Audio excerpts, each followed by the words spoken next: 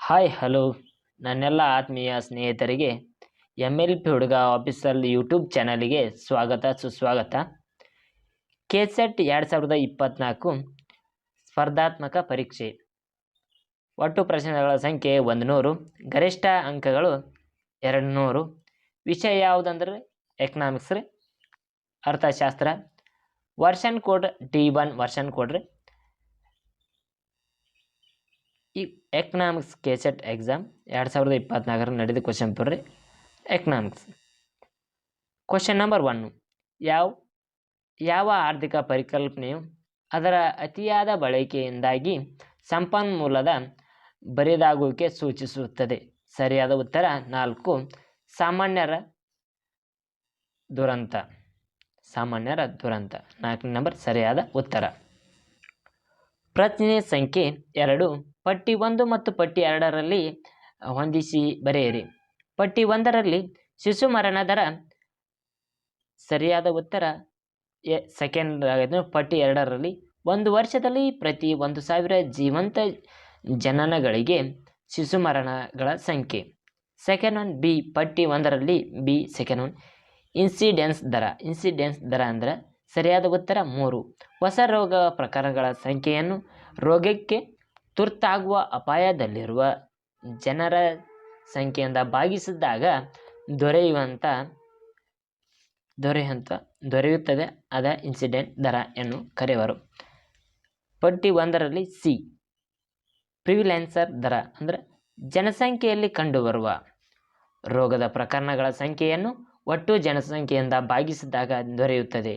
ಇದು ಪ್ರಿವಿಲೆನ್ಸ್ ದರ ಎಂದು ತಿಳಿಯಬಹುದು. ಪಟ್ಟಿ 1ರಲ್ಲಿ ಡಿ ಮರಣ ದರ.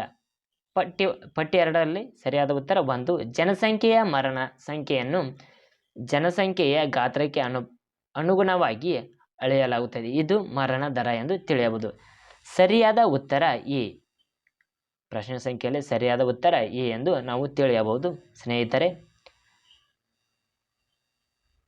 ಪ್ರಶ್ನೆ ಸಂಖ್ಯೆ 3, ಇದರಲ್ಲಿ ಬರುವಂತ ಈ 3 ಯಾವ ಮಾರುಕಟ್ಟೆ ಆಧಾರಿತ ವಿಧಾನವು ಪರಿಸರ ಸಂಪನ್ಮೂಲಗಳಿಗೆ ಆಸ್ತಿ ಹಕ್ಕುಗಳನ್ನು ರಚಿಸುವ ಮೂಲಕ ಬಾಹ್ಯತೆಗಳನ್ನು ಆಂತರಿಕಗೊಳಿಸುವ ಗುರಿಯನ್ನು ಹೊಂದಿದೆ? ಸರಿಯಾದ ಉತ್ತರ 1, ಕ್ಯಾಪ್ ಮತ್ತು ಟ್ರೆಂಡ್ಗಳ. ಪ್ರಶ್ನೆ ಸಂಖ್ಯೆ 4, ಬಳಕೆ ಮತ್ತು ಬಳಕೆಯಲ್ಲದ ಮೌಲ್ಯಗಳನ್ನು ಒಳಗೊಂಡಂತೆ ಪರಿಸರ ಸಂಪನ್ಮೂಲದ ಒಟ್ಟು ಆರ್ಥಿಕ ಮೌಲ್ಯವನ್ನು ಅಂದಾಜು ಮಾಡಲು ಯಾವ ಆರ್ಥಿಕ ಸಾಧನಗಳನ್ನು ಬಳಸಲಾಗುತ್ತದೆ ಸ್ನೇಹಿತರೆ? ಸರಿಯಾದ ಉತ್ತರ 4, ಒಟ್ಟು ಆರ್ಥಿಕ ಮೌಲ್ಯಮಾಪನ ಸ್ನೇಹಿತರೆ. ಸರಿಯಾದ ಉತ್ತರ. Next question 5th one. On easy of principles of population ಪುಸ್ತಕ ಲೇಖಕರು ಯಾರು? ಸರಿಯಾದ ಉತ್ತರ TR ಮಾಲ್ಥಸ್ ಅವರ ಈ ಪುಸ್ತಕದ ಲೇಖಕರು ಎಂದು ತಿಳಿಯಬಹುದು.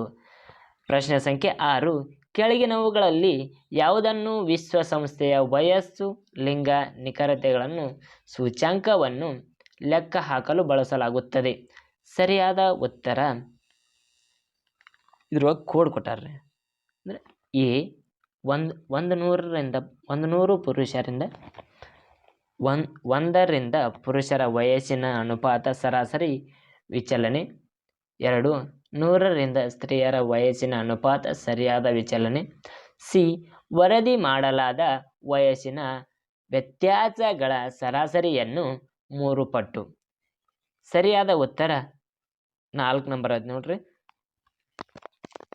ಎ ಮತ್ತು ಬಿ ಮತ್ತು ಸಿ ಸರಿಯಾಗಿದೆ. ಅಂದ್ರೆ 3 ಸರಿಯಾಗಿದೆ ಎಂಬುದನ್ನು ಸರಿಯಾದ ಉತ್ತರ ತಿಳಿಸಲಾಗಿದೆ ಸ್ನೇಹಿತರೆ. ಪ್ರಶ್ನೆ ಸಂಖ್ಯೆ 7, ಈ ಕೆಳಗಿನವುಗಳಲ್ಲಿ ಯಾವುದನ್ನು ಜನಸಂಖ್ಯಾ ನಿಧಿ ಪ್ರಯೋಜನವನ್ನು ಪಡೆದುಕೊಳ್ಳಲು ತೆಗೆದುಕೊಳ್ಳಬೇಕಾದ ಕ್ರಮವೆಂದು ಪರಿಗಣಿಸಲಾಗುವುದಿಲ್ಲ ಎಂಬುದನ್ನು ತಿಳಿಸಲಾಗಿದೆ? ಸರಿಯಾದ ಉತ್ತರ ಸಂಶೋಧನೆ ಮತ್ತು ಅಭಿವೃದ್ಧಿಯ ಮೇಲಿನ ಹೂಡಿಕೆಯನ್ನು ಇಲ್ಲಿ ಪರಿಗಣಿಸಲಾಗುವುದಿಲ್ಲ ಎಂಬುದನ್ನು ತಿಳಿಸಲಾಗಿದೆ. ಪ್ರಶ್ನೆ ಸಂಖ್ಯೆ 8, ವರ್ಷಕ್ಕೆ ಸಂಬಂಧಿಸಿದಂತೆ ಜೀವನ ಕೋಷ್ಟಕಗಳಲ್ಲಿ 2 ವಿಧಗಳಿವೆ. ಚಾಲ್ತಿ ಜೀವನ ಕೋಷ್ಟಕ ಮತ್ತು ಇನ್ನೊಂದು ಅಂದರೆ ಡ್ಯಾಶ್ ಅಂದರೆ ಸರಿಯಾದ ಉತ್ತರ ಚಾಲ್ತಿ ಜೀವನ ಕೋಷ್ಟಕ ಮತ್ತು 3 ಪೀಳಿಗೆಯ ಜೀವನ ಕೋಷ್ಟ ಎಂದು ನಾವು ತಿಳಿದುಕೊಳ್ಳಬಹುದು ಸ್ನೇಹಿತರೆ. Next one question number 9. ಕೆಳಗಿನ ಹೇಳಿಕೆಗಳನ್ನು ಪರಿಗಣಿಸಿರಿ. ಪ್ರತಿಪಾದನೆ: ಕೋನ್ ಸಿದ್ಧಾಂತ ಆರಂಭಿಕ ಆಸ್ತಿ ಹಕ್ಕುಗಳ ಹಂಚಿಕೆಯ ಲೆಕ್ಕಿಸದೆ ಸಂಪನ್ಮೂಲಗಳ ಸಮರ್ಥ ಹಂಚಿಕೆಯನ್ನು ಖಾತ್ರಿಗೊಳಿಸುತ್ತದೆ. ಕಾರಣ ಏನು ಕೊಟ್ಟಾರಂದ್ರಿ? ಎ, ವಹಿವಾಟಿನ ವೆಚ್ಚಗಳು ಅತ್ಯಲ್ಪವಾಗಿದ್ದು ಚೌಕಾಸಿಯು ಅತ್ಯುತ್ತಮ ಫಲಿತಾಂಶಗಳನ್ನು ಸಾಧಿಸಲು ಅನುವು ಮಾಡಿಕೊಡುತ್ತದೆ. ಬಿ, ಮಾರುಕಟ್ಟೆಯ ವೈಫಲ್ಯಗಳನ್ನು ಸರಿಪಡಿಸಲು ಸರ್ಕಾರದ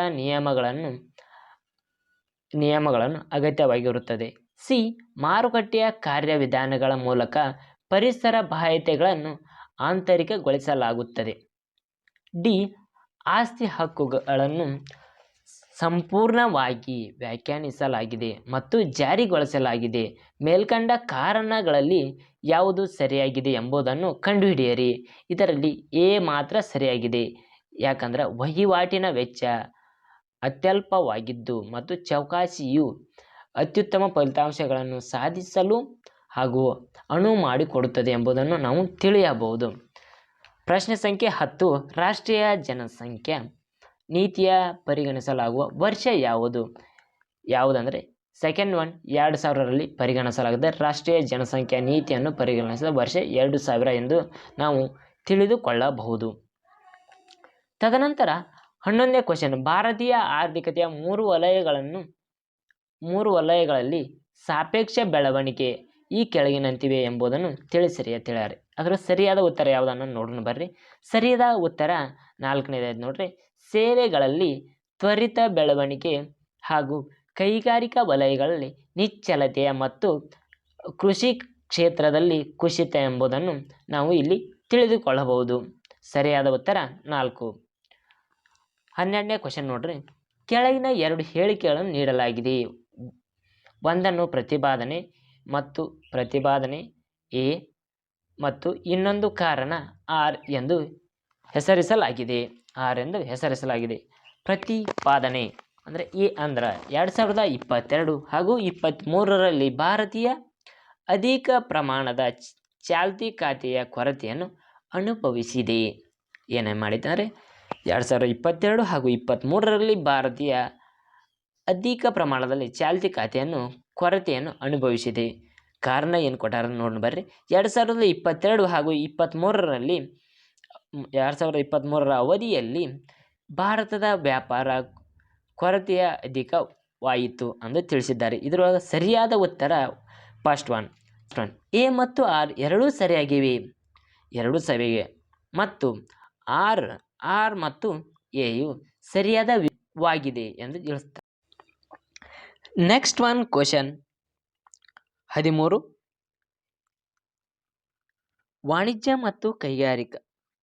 ವಾಣಿಜ್ಯ ಮತ್ತು ಕೈಗಾರಿಕೆ ಸಚಿವಾಲಯದ ಪ್ರಕಾರ ಭಾರತವು ವ್ಯಾಪಾರ ಮಾಡುವ 2 ದೊಡ್ಡ ಗೂಡ್ಸ್ಗಳೆಂದರೆ ಒಂದು ಸರಿಯಾದ ಉತ್ತರ 1 ಖನಿಜ ಇಂಧನಗಳು ಮತ್ತು ತದನಂತರ ಚಿನ್ನ ಎಂದು ನಾವು ಹೇಳಬಹುದು. ಸರಿಯಾದ ಉತ್ತರ 1. 13ನೇ ಕ್ವಶನ್ಗೆ ಸರಿಯಾದ ಉತ್ತರ 1. ತದನಂತರ 14ನೇ ಕ್ವಶನ್. ಬಡತನದ ವಿಷವರ್ತುಲ ಪರಿಕಲ್ಪನೆಯನ್ನು ಕೆಳಗೆ ಯಾರಿಗೆ ಸಂಬಂಧಿಸಿದೆ? ಈ ಹೇಳಿಕೆಯನ್ನು ಯಾರು ಹೇಳಿದ್ದಾರೆ ಎಂಬುದನ್ರಿ 4ನೇ ನಂಬರ್ ರ್ಯಾಗ್ನರ್ ನರ್ಕ್ಸ್ ಎಂದು ತಿಳಿಯಬಹುದು. ಸರಿಯಾದ ಉತ್ತರ. ಮುಂದಿನ ಕ್ವಶನ್ ರೀ 15. ಭಾರತ ಸರ್ಕಾರ ಈ ಕೆಳಗಿನ ಯೋಜನೆಗಳನ್ನು ಪ್ರಾರಂಭಿಸಿದ ಕಾಲಾನುಕ್ರಮದಲ್ಲಿ ಜೋಡಿಸಿ ಬರೆಯಿರಿ. ಸರಿಯಾದ ಉತ್ತರ 3 ನಂಬರ್ ಐತೆ ನೋಡ್ರಿ. ಸರಿಯಾದ ಉತ್ತರ 2, 4, 3, 1 ಎಂಬುದು ತಿಳಿಸಲಾಗಿದೆ. ಸರಿಯಾದ ಉತ್ತರ 3. ತದನಂತರ ಬರುವ ಕ್ವಶನ್ 16. ಪಟ್ಟಿ 1 ಮತ್ತು ಪಟ್ಟಿ 2ರಲ್ಲಿ ಹೊಂದಿಸಿ ಬರೆಯಿರಿ. ಅಂದರೆ ಹೋಲಿಕೆ ಮಾಡ್ಬೇಕ್ರಿ. ಪಟ್ಟಿ 1 ಮತ್ತು ಪಟ್ಟಿ 2ರಲ್ಲಿ ಪಟ್ಟಿ 1ರಲ್ಲಿ ಶಕ್ತಿಕಾಂತ್ ದಾಸ್. ಸರಿಯಾದ ಉತ್ತರ RBIನ ಗವರ್ನರ್ ಎಂದು ತಿಳಿಯಬಹುದು. B C V R Subrahmanya. C V R Subrahmanya. ಸರಿಯಾದ ಉತ್ತರ ನೀತಿ ಆಯೋಗದ ಕಾರ್ಯನಿರ್ವಹಣಾಧಿಕಾರಿ ಇವರು ಮಾಡ್ತಾರೆ. ತದನಂತರ ನಿರ್ಮಲಾ ಸೀತಾರಾಮ್ 3 ನಂಬರ್ ಪಟ್ಟಿ 1ರಲ್ಲಿ ನಿರ್ಮಲಾ ಸೀತಾರಾಮ್. ಸರಿಯಾದ ಉತ್ತರ ಭಾರತದ ಹಣಕಾಸು ಮಂತ್ರಿ ಎಂದು ನಾವು ತಿಳಿಯಬಹುದು. ಡಿ ವಿ ಅನಂತ ನಾಗೇಶ್ವರನ್.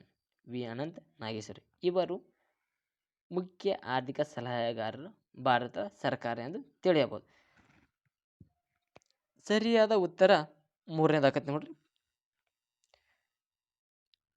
ನಿಮಗೆ ತಿಳಿಲಂತ ನಾವು ರೆಡ್ ಇಂಕ್ನಲ್ಲಿ ಮಾರ್ಕ್ ಮಾಡಿದ್ದೆವು, ನೀವು ಚೆಕ್ ಮಾಡ್ಕೋಬೋದು ಹಾಗೂ ನೋಡ್ಬೋದು. ಹೊಸದಾಗಿ ನಮ್ಮ ಚಾನಲ್ ನೋಡ್ತಿದ್ದಾರೆ ಹಾಗೂ ಸಬ್ಸ್ಕ್ರೈಬ್ ಮಾಡಿರಿ ಹಾಗೂ ನಮಗೆ ಸಪೋರ್ಟ್ ಮಾಡಿರಿ.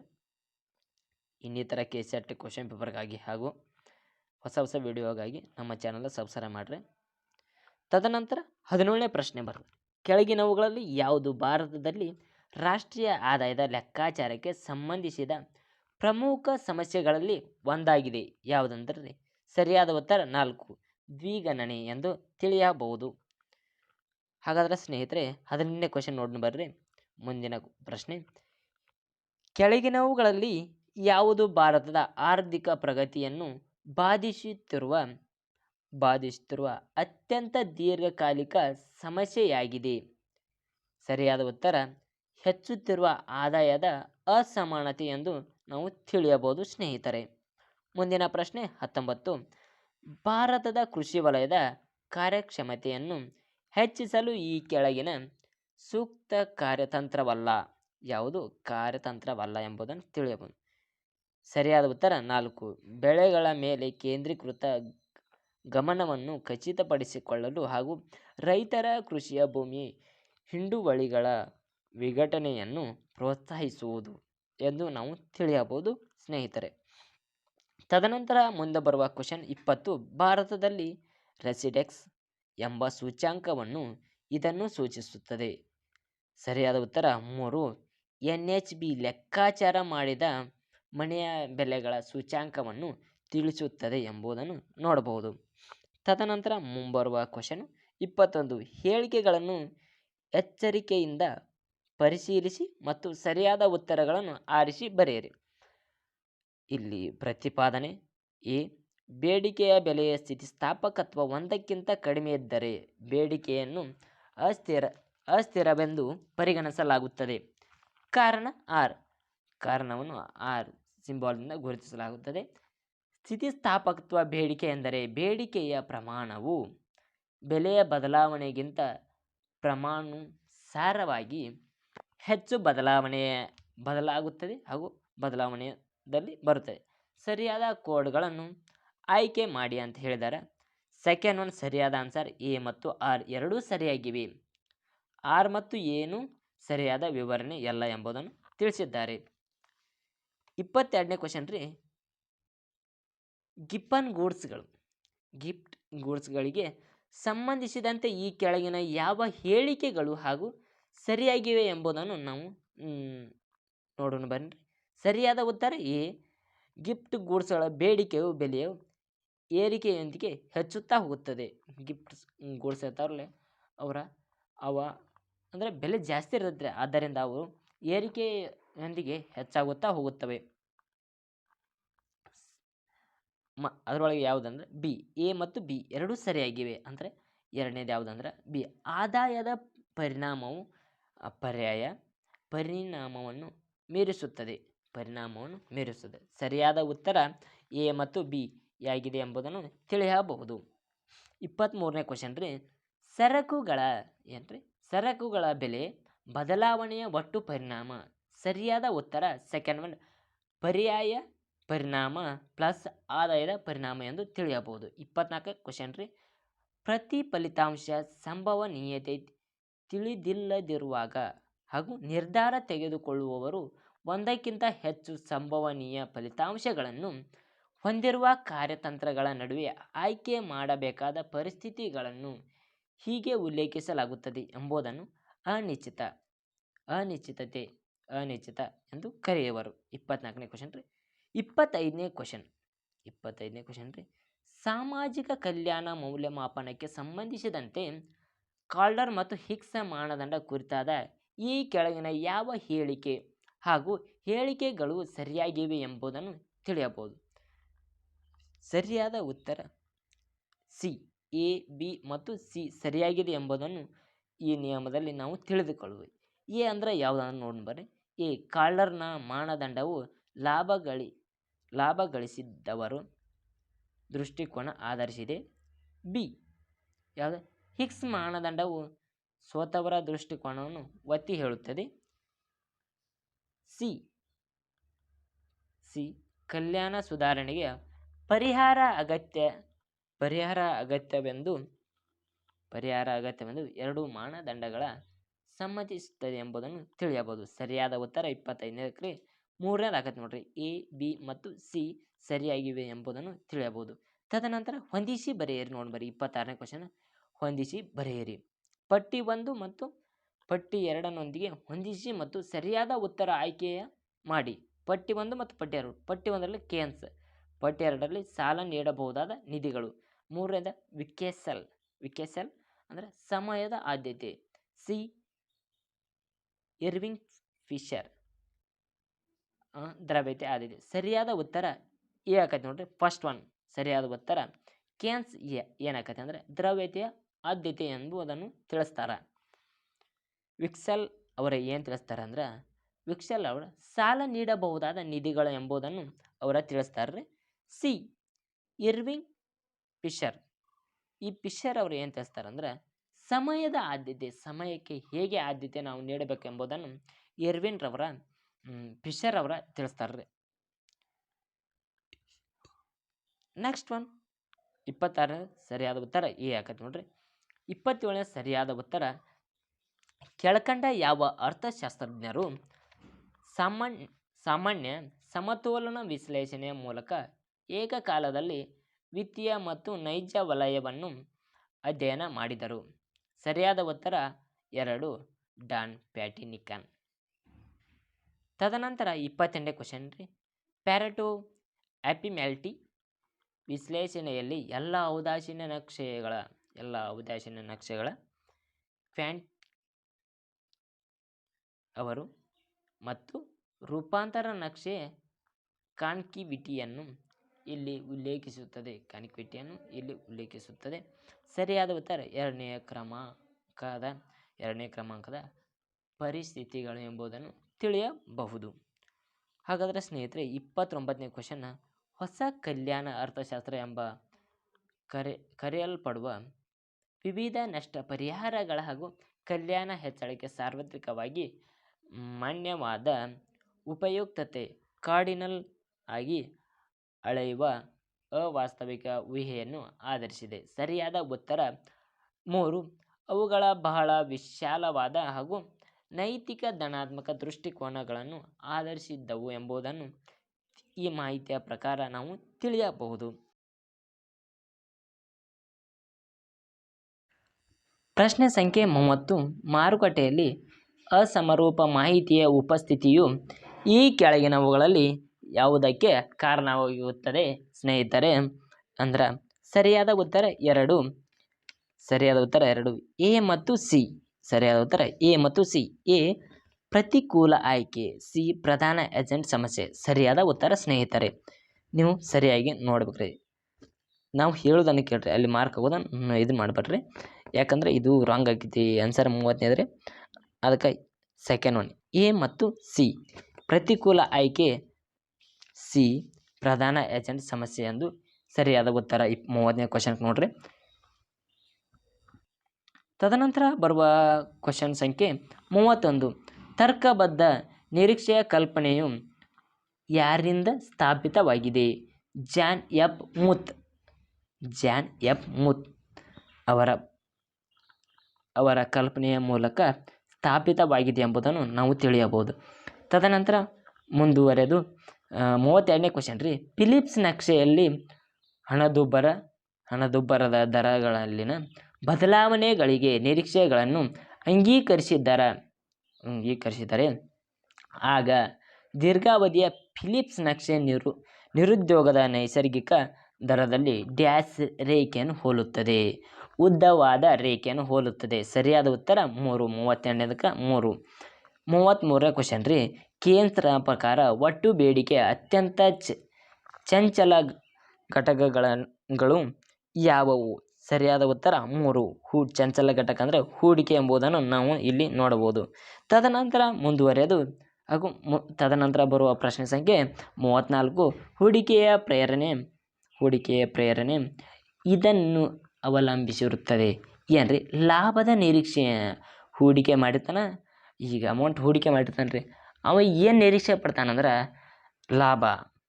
ಅದ್ರಿಂದ ನಾವು ಹೂಡಿಕೆ ಒಂದು 50,000 ಹಾಕ್ಯಾನಂದ್ರೆ ಅವು 60,000 ಅಂದ್ರೆ ಲಾಭ, ಅವಾಗ ಲಾಭದಾಯಕ ಆಗುವುದನ್ನು ಈ ನಿಯಮದಲ್ಲಿ ಅವನು ನೋಡಿಕೊಳ್ಳುತ್ತಾನೆ. 34ನೇ ಕ್ವಶನ್ ರೀ. ಫಸ್ಟ್ ಒನ್ ಲಾಭದ ನಿರೀಕ್ಷತೆ ಇರ್ತದೆ ಅವಾಗ. ಪ್ರಶ್ನೆ ಸಂಖ್ಯೆ 35. ಹೇಳಿಕೆಗಳನ್ನು ಎಚ್ಚರಿಕೆಯಿಂದ ಪರಿಶೀಲಿಸಿ ಮತ್ತು ಸರಿಯಾದ ಉತ್ತರಗಳನ್ನು ಆರಿಸಿ. ಪ್ರತಿಪಾದನೆ ಎ ಸೂಪರ್ ಮಲ್ಟಿಪ್ಲೇಯರ್. ಇದು ಮಲ್ಟಿಪ್ಲೇಯರ್ ಮತ್ತು ಆಕ್ಸಿಲೇಟರ್ ಸಂಯೋಜನೆಯಾಗಿದೆ. ಕಾರಣ ಆರ್. ಸೂಪರ್ ಮಲ್ಟಿಪ್ಲೇಯರ್ ಮಾದರಿಯ ಪ್ರಬಲ ತಂತ್ರಜ್ಞಾನ ಲಘುವಾಗಿ ಪರಿಗಣಿಸುತ್ತದೆ ಮತ್ತು ನಿರಂತರ ಸ್ವಾಯತ್ತ ಬೇಡಿಕೆಯ ನಿರೀಕ್ಷಿತ ವಿಕಸನಕ್ಕೆ ಅನುಗುಣವಾದ ಪ್ರೇರಿತ ಬೇಡಿಕೆಯನ್ನು ಲೆಕ್ಕ ಹಾಕುತ್ತದೆ. ಸರಿಯಾದ ಉತ್ತರ 2. ಎ ಮತ್ತು ಆರ್ ಎರಡೂ ಸರಿಯಾಗಿದೆ, ಆದರೆ ಆರ್ ಮತ್ತು ಎ ಸರಿಯಾದ ವಿವರಣೆಯಲ್ಲ ಎಂಬುದನ್ನು 35ನೇ ಪ್ರಶ್ನೆಯು ತಿಳಿಯಬಹುದಾಗಿದೆ.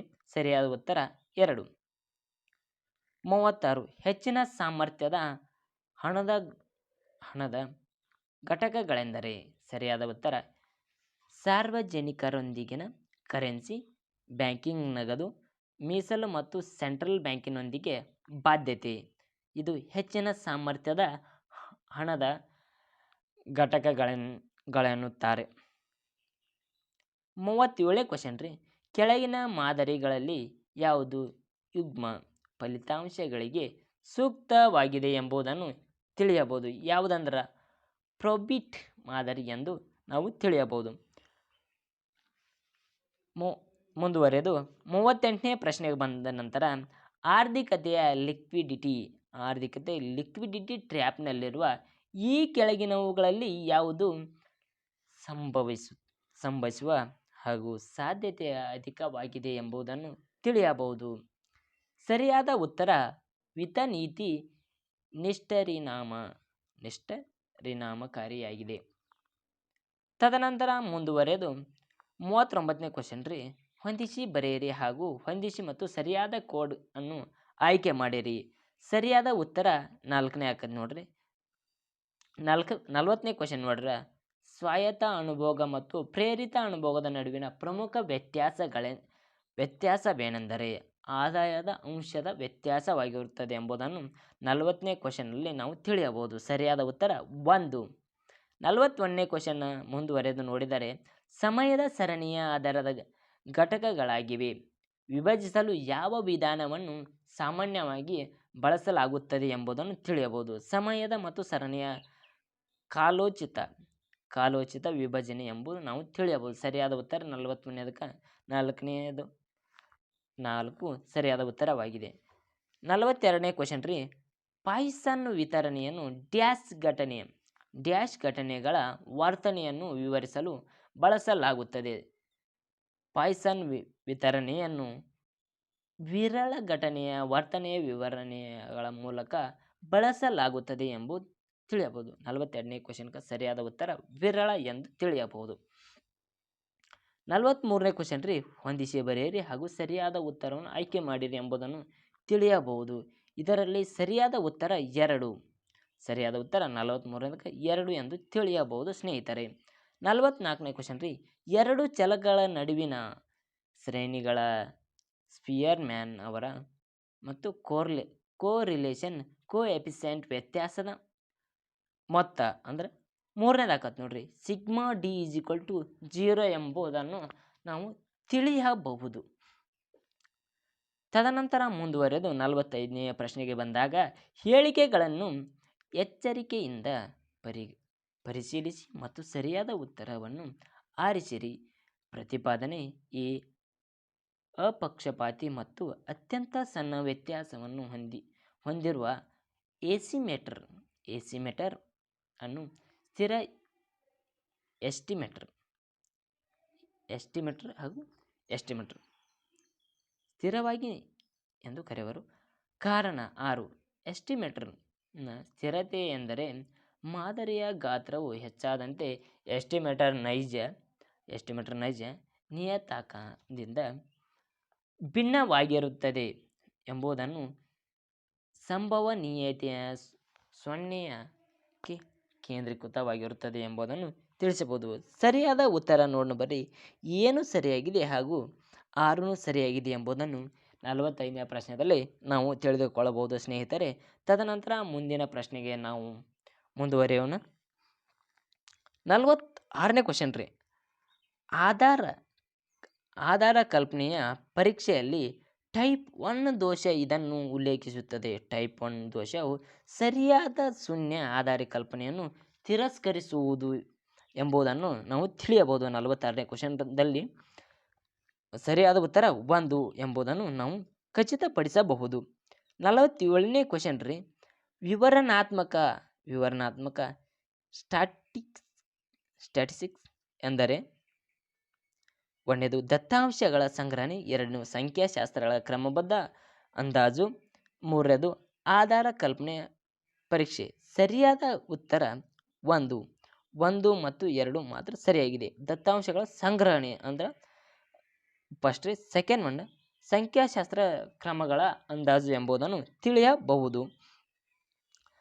ತದನಂತರ ಮುಂದುವರೆದು 48ನೇ ಕ್ವಶನ್ಗೆ ಬ್ಲೂ ಅನ್ನು ವಿಸ್ತರಿಸಿ. ಸರಿಯಾದ ಉತ್ತರ 3 ಬೆಸ್ಟ್ ಲೀನಿಯರ್ ಅನ್ಬಯಾಸ್ಡ್ ಎಸ್ಟಿಮೇಟರ್ ಎಂದು ತಿಳಿಯಬಹುದು. 49ನೇ ಕ್ವಶನ್ ಇಕನಾಮೆಟ್ರಿಕ್ ಮಾದರಿಯು 1 ನಿರ್ಧಾರ ಮಾದರಿಯಾಗಿದೆ, ಸೆಕೆಂಡ್ ಸಂಭವನೀಯ ಮಾದರಿಯಾಗಿದೆ ಮತ್ತು 3ನೇ ದೋಷದ ಪದವನ್ನು ಒಳಗೊಂಡಿದೆ. ಸರಿಯಾದ ಉತ್ತರ 2 ಮತ್ತು 3 ಸಂಭವನೀಯ ಮಾದರಿಯಾಗಿದೆ ಹಾಗೂ ದೋಷದ ಪದವನ್ನು ಒಳಗೊಂಡಿದೆ ಎಂಬುದನ್ನು ತಿಳಿಯಬಹುದು. ಮುಂದುವರೆದು 50ನೇ ಕ್ವಶನ್ಗೆ ಯಾವ ಮಾದರಿಯ ತತ್ವವು ವ್ಯಕ್ತಿಗಳ ಹಾಗೂ ಘಟಕಗಳನ್ನು ಅವರ ಪ್ರವೇಶ ಸಾಧನೆ ಅಥವಾ ಲಭ್ಯತೆಯ ಆಧಾರದ ಮೇಲೆ ಆಯ್ಕೆ ಮಾಡಲಾಗುತ್ತದೆ ಎಂಬುದನ್ನು ಒಳಗೊಂಡಿರುತ್ತದೆ. ಸರಿಯಾದ ಉತ್ತರ 2 ಅನುಕೂಲಕರ ಮಾದರಿ ಎಂಬುದನ್ನು ನಾವು ಈ ಪ್ರಶ್ನೆಯಲ್ಲಿ ತಿಳಿಯಬಹುದು. ಹಾಯ್ ಸ್ನೇಹಿತರೆ, ಮುಂದಿನ ಪ್ರಶ್ನೆಗಳನ್ನು ಮುಂದಿನ ವಿಡಿಯೋದಲ್ಲಿ ನಾವು ಚರ್ಚೆ ಮಾಡೋಣ. ಆದ್ದರಿಂದ ಮುಂದಿನ ವಿಡಿಯೋ ಅಪ್ಲೋಡ್ ಆದ ತಕ್ಷಣ ನೀವು ನೋಡಬಹುದು. ಇಲ್ಲಿಗೆ ಈ ಕ್ಲಾಸನ್ನು ನಾವು ಎಂಡ್ ಮಾಡ್ತೀವಿ. Thank you all friends.